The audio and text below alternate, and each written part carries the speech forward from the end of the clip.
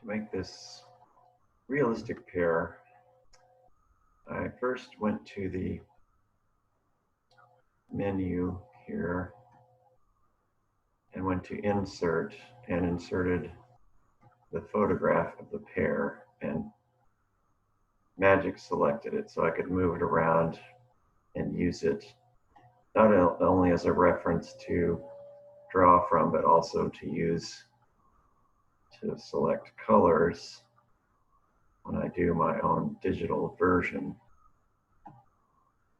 The first thing I wanted to do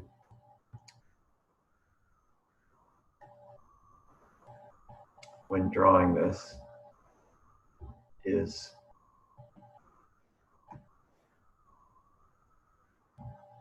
move this over to the right because it's easier for me to draw that way.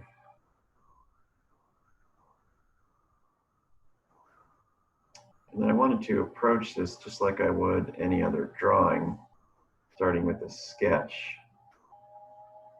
Looking at angles, I'm going to draw a line here for the center, this pear. And then this angle, roughly like this. Another one sloping this way, this angle. Checking my proportions. Come down here and then it's pretty much straight up and down.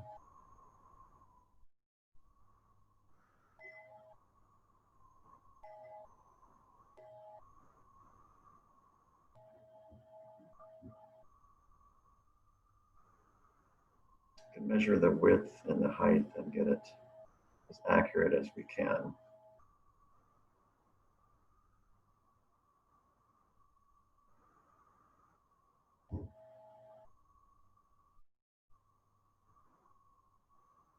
Once I have a pretty good idea of the shape, I'm going to switch to marker here to try to draw an outline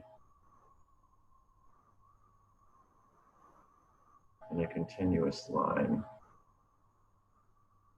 I can modify this later, but I want to get as close as I can. Let's see if we can fill this. So then there's the basic shape of the pear. Could use a little additional shape over here.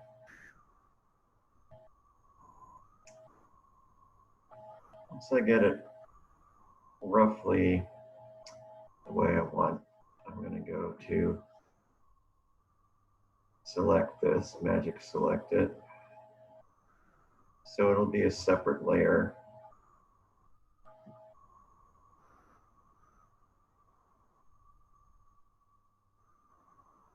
Try to smooth some of these edges out just a little bit.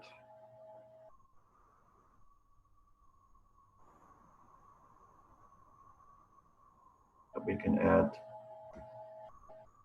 smooth things out even more later.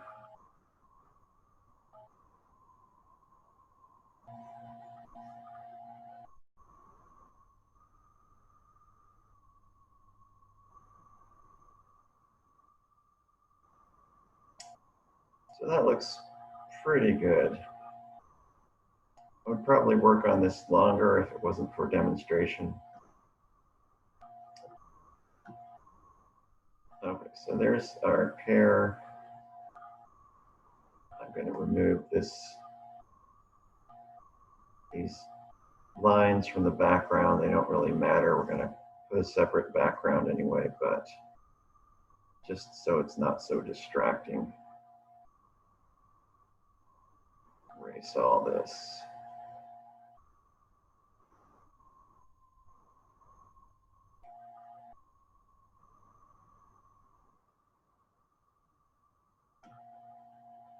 Bring this back up.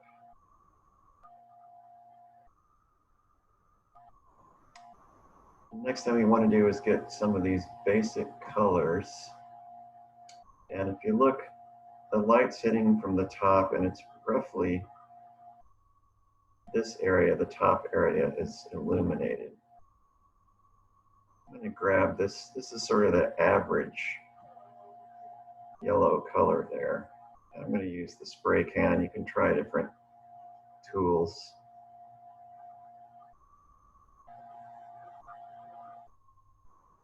It's interesting that this color looks light here, but looks dark compared to the yellow we already have here.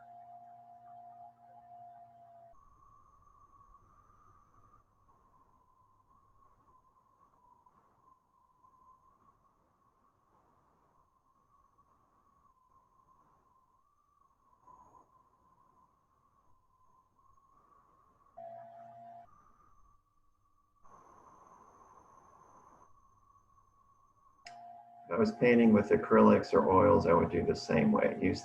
Go for the biggest areas of color and then work your way to smaller ones. So I'm going to go for this lower half, which is sort of a darker greenish color. Fill this in. There's a lot of subtle colors in this pear. We'll get to those later, but for now I want to get the basic, biggest areas that I can filled in.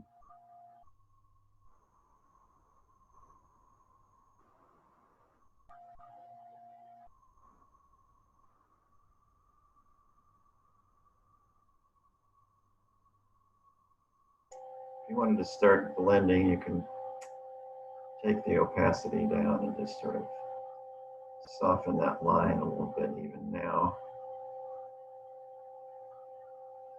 Maybe go back to this original color, bring some of this down. When you work with these translucent layers, it's like blending paint. So I want to think about the highlights, this light area here.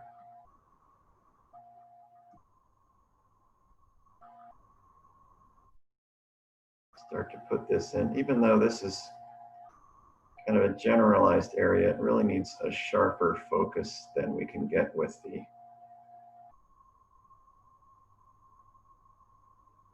spray can. So eventually we'll make it smaller, maybe use some other tools, maybe a pencil or crayon to start getting this rough surface.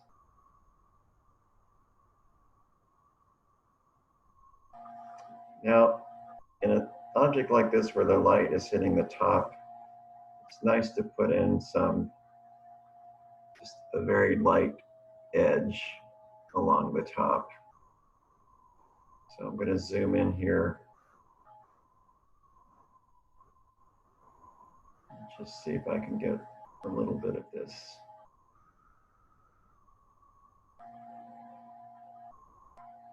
Along the edge. Looks pretty subtle now, but when you see this against a dark background, it will make it stand out.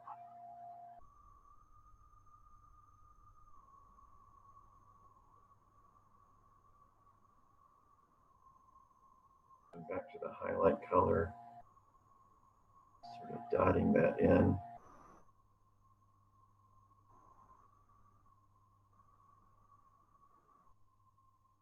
And we've got this nice pink red color here on the side.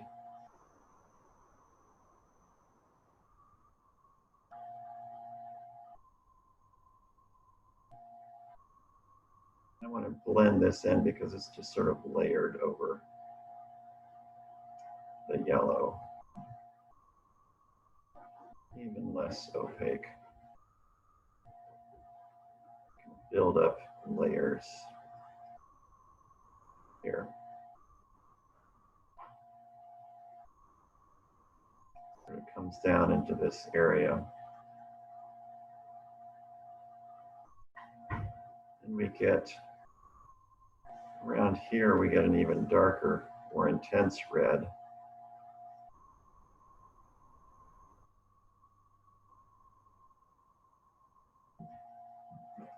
can always go in and add colors that you make from over here. If I wanted to make this red look even brighter, maybe take some of this red here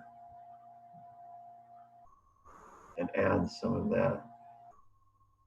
Nice thing about painting, whether it's digital or other types of paint, is you can intensify and exaggerate things. Even in a very realistic painting, it's never going to be exactly like real life or like a photograph. I'm going to start putting in some of this dark area here.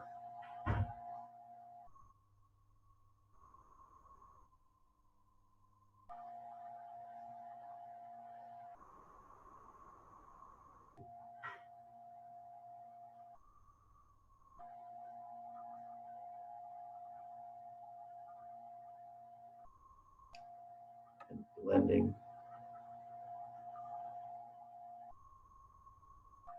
it in. This area right here is what we call a plane break, P-L-A-N-E, where the plane is catching a light, the angle here, but then below this line it's not. And often that's the darkest part of an object in light. And it gets to be a little lighter here because of the reflected light. I'm going to put that dark in here.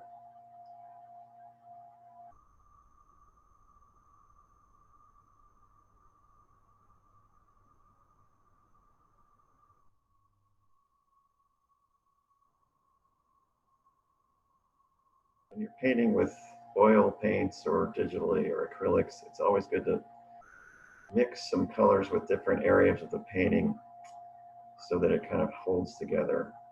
For example, this pink area here shows up over there. I'm going to get a little bit of that. Put it in over here.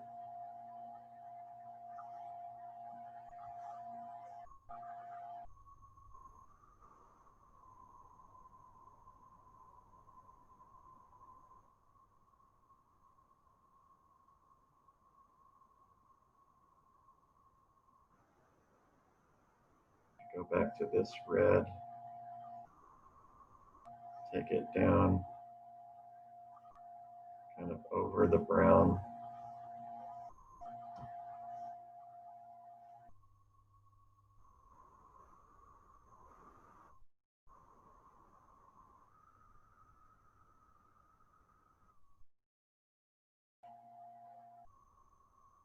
I want to get this light pink area or light rust color and start blending some of these areas just a little bit. You want to blend, turn the opacity down and make it thicker, and it kind of smooths things out. So you have a little subtle pink color going on there. You get some of that.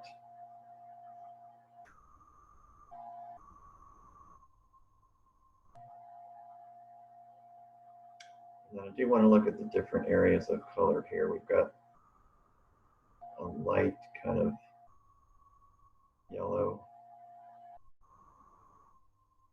trailing down here. Start blending some of that in with the other sides. And then we've got this sort of greenish area that's partly made by all the little green dots, and we'll get to that later. But I'm going to start suggesting that.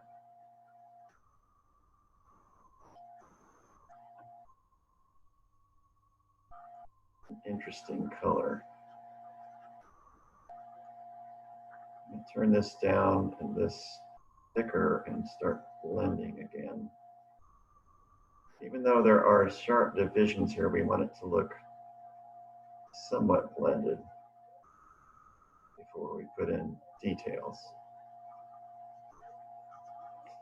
Even though I've selected the highlight color here, it doesn't quite stand out like I wanted to. The one way to make that sharper is to put in more of this darker color around it. But also I think I'm going to see if I can get the lightest possible highlight color. Add a little more of that, maybe to the top. Make some really thin marks. This is where maybe something like a crayon or something that would leave more texture might work, because the highlights are not quite as blended as other things.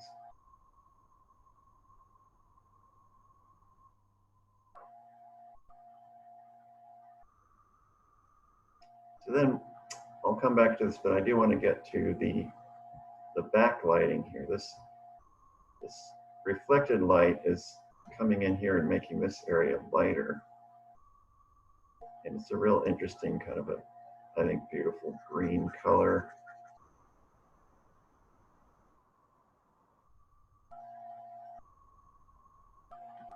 Let's see if I can get this light green. It's subtle, but it's lighter than that. And it reaches its lightest point right around here.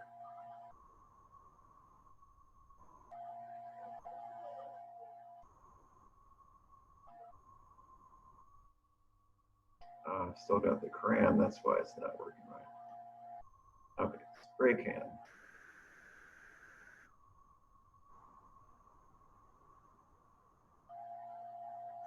Thicker.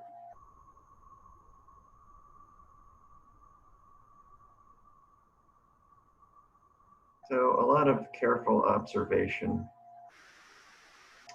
We've got this dark brown color here at the bottom. I'll start putting some of that in.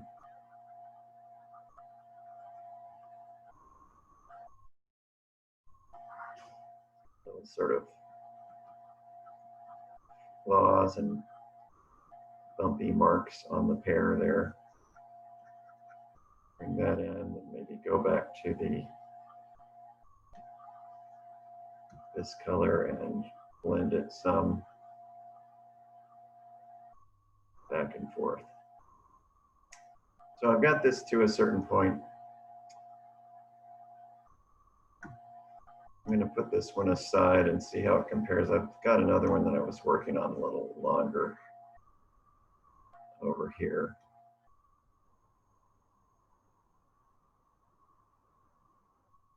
Put this one away for now.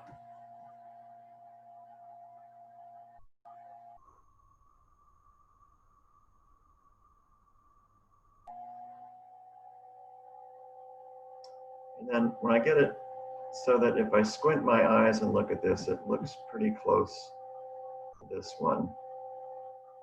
The shapes, the colors, then I need to start putting in some of these details, these little speckly marks. And so this is where you can try different things, maybe a pencil. If you look at that, those little dots there, they're sort of a brownish green. This color would probably work okay. I'm going to try that. And just try putting some dots in there. It needs to be a little thicker and not so opaque. So these are making pretty subtle little marks. They're actually a little too small. So I might go to a different tool, maybe this one. See what those look like.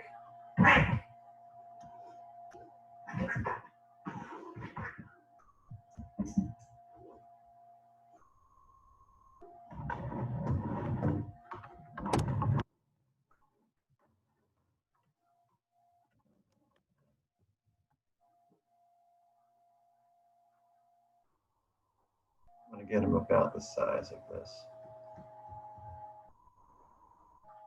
Start putting some of these little dots in. And this is where, if I was painting with the paintbrushes, I would use tiny little brushes.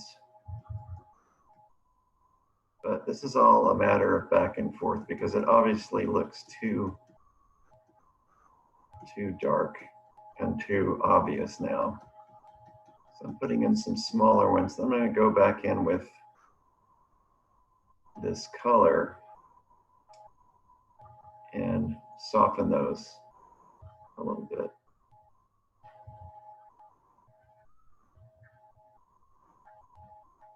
Be careful to keep some of the reds and other colors that I've got here. Just tone this down.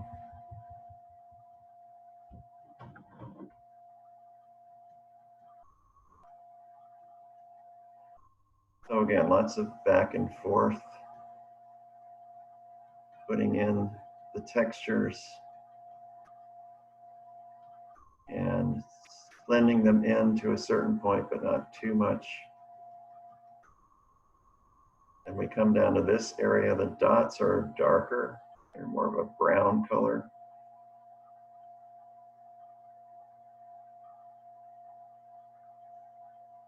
See if I can grab some of this. Go back to this one.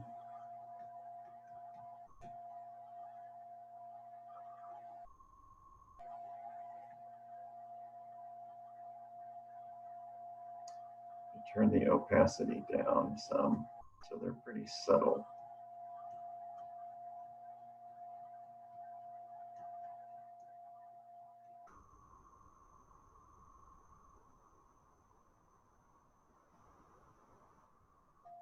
And some of the dots are lighter and some are darker, so take this color, lighten it up maybe. When you start to look at all the details of something like this, you see that everything is infinitely complicated. And it's a nice way to kind of meditate on things like food and plants and life itself. So after working on this pear a little longer, I've gotten it to this stage. A couple things I did were create this background using the same techniques, using mostly the spray can and the paintbrush, the watercolor brush, and sampling these colors, sampling the colors from the one on the left, and creating a smooth transition here and a shadow. Another thing I did as I was finishing this was turn it different ways so that I could use the eraser to clean up some of the edges, to try to smooth things out and create edges that got rid of some of those bumps.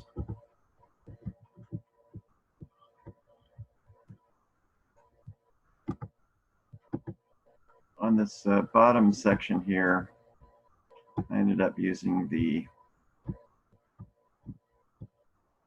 crayon to get some of that rough texture there. It's not exactly like the photograph, but it's sort of approaching that.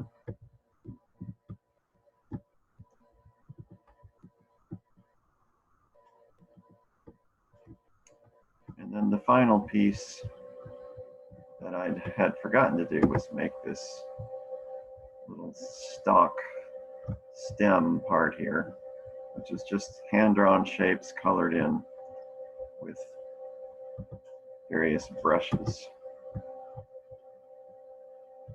So putting it back together, compare the two.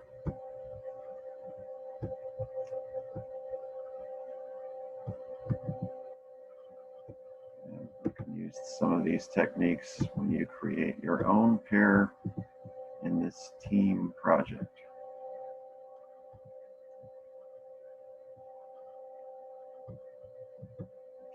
Most of these techniques are just the same as I would use with actual paint.